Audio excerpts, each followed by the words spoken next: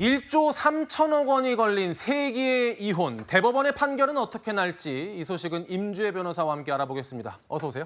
안녕하세요. 임주혜입니다. 오는 16일에 최태원 SK그룹 회장과 노소영 아트센터 나비 관장의 이혼. 그 세기의 이혼이라고 불리는 그 이혼 재판 대법원 판결이 있습니다. 먼저 두 사람의 목소리를 듣고 오겠습니다.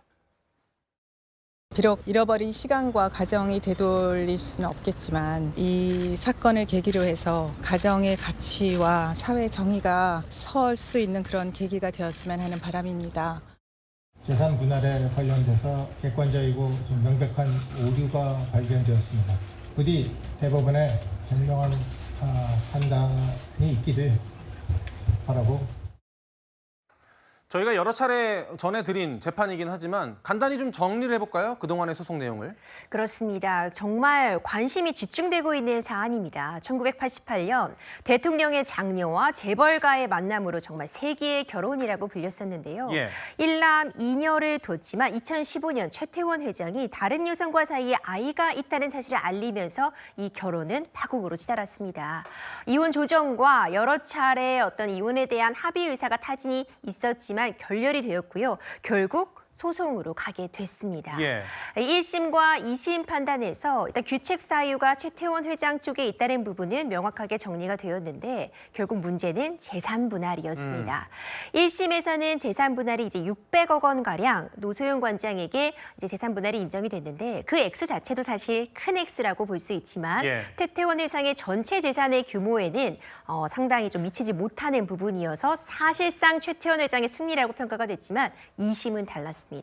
재산 분할 액수가요, 무려 1조 3,808억 원이 인정되었기 때문에 지금 대법원에서 이대로 확정이 된다면 최태원 회장이 노소영 관장에게 1조 3,808억 원을 지급해야 하는 상황입니다. 그렇다면 1심과 2심이 재산 분할 판단이 달랐던 건데 왜 달랐던 건가요? 이 재산 분할이라는 건 부부가 공동으로 이룩한 재산을 일단 한 통에 다 담은 다음에 과연 이제 남편과 아내가 이 재산을 형성하는데 어느 정도 기여했느냐에 따라서 5대5, 3대7 나누게 됩니다.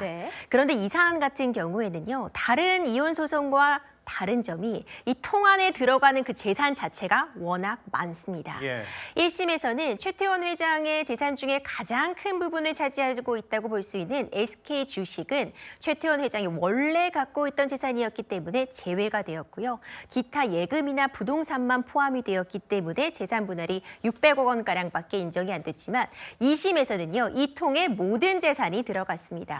결국 재산 분할 대상에 SK 주식까지 포함이 되게 되면서 1조 3,808억 원이라는 이 재산 분할이 인정이 되게 된 것이죠. 일단 여러분의 이해를 돕기 위해서 그동안의 이제 쟁점을 좀 짚어봤고 가장 사실 관심인 건요. 그러니까 대법원 판결이 어떻게 날 것이냐인데 만약에 대법원이 2심 판결을 유지한다면 그래서 최태원 회장이 1조 3,808억 원을 내야 된다면 SK그룹과 최태원 회장에게는 어떤 영향을 미칠까요? 정말 큰 영향이 있을 수 있습니다. 아무리 재벌 총수라고 해도요, 1조 3,808억 원을 당장 마련하는 건 쉽지 않습니다.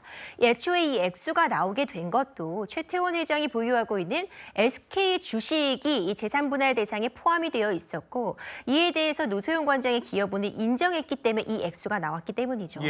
만약 이걸 일시에 현찰로 지불하고자 한다면 제 아무리 최태원 회장이라도 주식을 파는 수밖에 없습니다. 그러니까요. 그렇다면 당연히 경영권에 문제가 생길 수밖에 없고 일시에 이 주식을 판매하는 것 자체도 사실 불가능한 상황이기 때문에 기업 전반의 지배 구조에 영향을 줄 수밖에 없는 사안이고요. 이제 그런 부분들을 감안해서 파기환송이 돼서 다시 이제 고등법원으로 가서 이 액수를 좀 조정하지 않겠냐는 전망도 나오고 있는데 일단 대법원의 판단을 좀 차분히 기다려볼 필요가 있어 보입니다. 근데 또 대법원에서 전원합의체라는 게 있고 소부라 있잖아요. 근데 이런 큰 사건은 보통 전원합의체에서 할 법도 한데 소부에서 한다. 이거는 어떤 의미로 봐야 될까요? 일단 이번 사안은 전원합의체의 보고 사건으로 분류가 됐습니다. 워낙 이 관심도가 높고 이 재산 분할의 액수도 크기 때문에 다뤄볼 쟁점들이 많아서 전원합의체에 보고를 하고 어떤 의견을 수렴하는 절차는 거쳤지만 이제 그럼에도 불구하고 전원합의체 심리까지는 가지 않고 곧바로 이제 소부 소부 4명의 대법관들이 판단을 내리게 된 건 어디까지나 이혼 소송이기 때문으로 보여집니다. 사실상 액수가 크기 때문에 굉장히 다뤄볼 쟁점이 많은 것 같지만 통상의 이혼 소송과 다른 부분이 그렇게 크게 있다고는 보이지 않기 때문에 일단 전원의 의견은 한번 다 들어보되 이 소부에서 심리를 하고 결정을 하는 것으로 결론이 난 것 같고요. 결국 대법원에서는 과연 이 노태우 전 대통령의 그 비자금의 성격을 과연 어찌 보고 과연 이번의 판단에 그 금원의 성격에 대한 판단을 내릴지, 그리고 SK 주식을 다시 한번 재산 분할의 대상이 된다고 볼 것인지, 마지막으로 사실 항소심 판단에서 판결의 경정, 일부 오류가 있었던 부분의 숫자에 대한 수정이 있었는데 이 부분을 다시 한번 판단해 볼 가치가 있다고 볼 것인지, 이 3가지 정도가 좀 큰 쟁점으로 보여집니다. 이번에 대법 판단이 나오면 이게 앞으로 뭐 재벌가나 이렇게 재산 분할이 큰 이혼 소송에 있어서 새로운 판례로 작용할 수가 있을까요? 정말 중요한 판단입니다. 사실 지금 우리가 재산 분할에 좀 초점을 두어서 얘기를 했지만요. 다른 이혼 소송들과의 어떤 파급력을 고려할 때는 위자료 이야기를 꼭 해야 됩니다. 예. 이 2심에서 이 최태원 회장이 노세훈 관장에게 이제 위자료 역시도 인정이 되었는데 20억 원이 인정이 됐습니다. 사실 워낙 1조 3,808억 원이라는 이 금액에 가려져서 그쵸. 위자료 20억 원이 상대적으로 주목받지를 못했는데요. 말도 안 되는 금액이잖아요, 사실. 그렇죠. 실무상 보자면 보통 인정되는 게 3천만 원에서 5천만 원입니다. 예. 제가 개인적으로도 가장 크게 위자료가 인정된 것을 본 것이 1억 원이었습니다.